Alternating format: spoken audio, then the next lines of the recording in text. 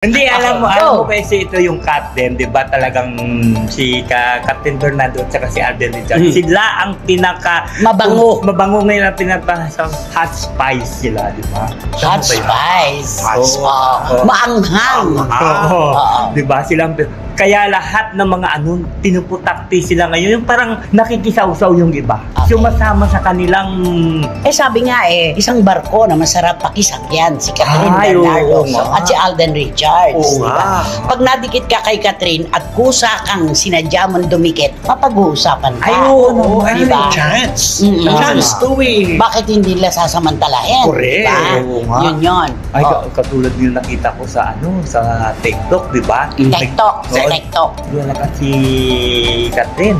May sumunod na isa. Yung si Dominic Roque. Sabi ko, ano kayang ginagawa ni Dominic Roque? Sabi ko, ano kaya ginagawa ni Dominic Roque doon? Kasi sabay daw sila na nagpaayos daw ng face value nila. At saka nag-gym yata. Nag-gym yata. Kaya ganun siguro. Bakit sinabayan niya pa ng labas? Doon sa establishment. Pero alam mo, magkaibigan sila, di ba? Hindi ba't nung pinaplano yung kasal noon ni Bea at Dominic, nung may nagtanong kung sino-sino ang mga imbitado, ang sinabi ni Dominic, si Catherine lang. Si Daniel Padilla, hindi kasama. Yes. Ang sabi ng mga fans, bisita nga lang dapat si Daniel. Ikaw nga, hindi natuloy ang kasal mo. Yan ang talagang umikot-ikot na mga opinion noon. Yes. So, ibig sabihin, sinasadya ni Dominic na sumunod. Kasi di ba si Jericho Rosales, tatandaan mo, hindi kayo kasaling dalawa doon sa kaso sa akin ni Dominic. Baka ngayon, isama ka na. Diba? At dapat alam mo ang tunay na pangalan ng kinakasuhan mo. Okay. Di ba si si Jericho Rosales, di ba nagano na? Saan ka naman nakakita? Ididemanda ka, mali pa ang pangalan mo, mali pa yung address mo. Baka hindi ikaw yun. Palagay ko nga. At talagay ko hindi yun. Alam mo, si Jericho Rosales na wala na sa eksena. Piolo Pascual na wala na. Tapos si Inchong B ba yun? Hindi naman dumikit-dikit si Donnie. Si Donnie, di ba? Si Donnie Pangilinan, yung inabutan siya sa isang Yung tatlo nawala na yun. Nawala na yung sa eksena. Paano binlangkahan sila talaga ng mga Captain? Halatang-halata naman kasi. Diba? Ay sigurado ako, ito si Dominic, aanuhin ng mga Captain to. Diba? Inumpisahan na. Kaya nga. Kaya kung sino man yung dumikit sa dalawa na yan, kay Catherine Bernardo at kay Alden Richards, hindi welcome. Dili kayo. Sige, you please talk to Dominic Roque. Sige, para Another. Another. Okay, go. Dominic Roque. Rocky talaga. Parang Harry Rocky. Ganun. Hindi ba sa kamag-anak ni Harry Roque? Hindi yata sila magkaano-ano. Okay. To Dominic Roque, all you have to do, you just to keep distance to Captain Bernardo. Because the bashers are ready for you. The bashers are ready for you. Because the fans of Captain Bernardo and Alden Richards very active now. So that's why you say Piolo Pascual, Jericho Rosales, and Donnie Pangilinan is already out of the way.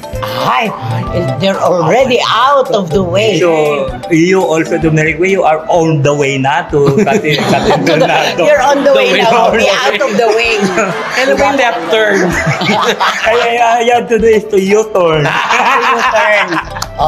Yun po kasi talaga yung opinion at nararamdaman ng mga Captain supporters na anybody who comes close to Catherine or kay Alden, ang sasabihin nila, pinaglihi sa mangga, kahit na magkakaibigan naman, kahit meron naman pinagsamahan, hindi sila talaga pinatatawid. Hindi sila wina-welcome.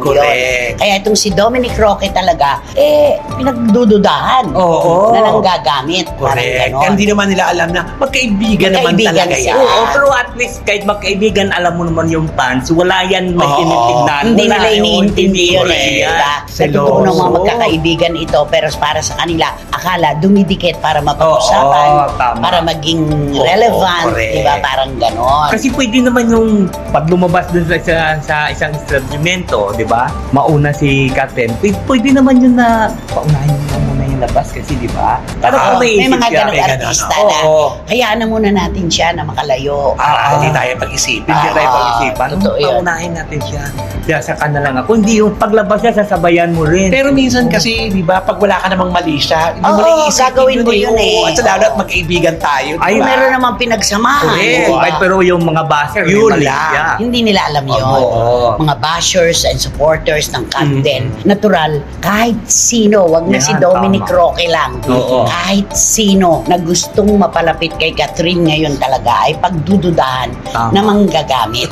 Yun yun. Ngayon nga ay mainit na pinag-uusapan na naman sa loob at labas ng showbiz ang mga lalaking tila nga daw umaaligid sa aktres na si Catherine Bernardo.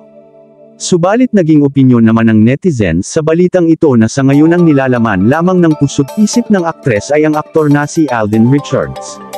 Bukod pa rito nakatutok ngayon ang aktres na si Catherine Bernardo sa kanyang mga proyekto, ganun din naman si Alden Richards. Hindi nga maikakailang marami talagang pumapabor sa kung anong namamagitan sa Catden, lalong-lalo na nga ang mga taga-suporta at taga-subaybay ng mga ito. Sa ngayon ay ito pa lamang ang ating update sa Catden. Thank you for watching and please don't forget to subscribe.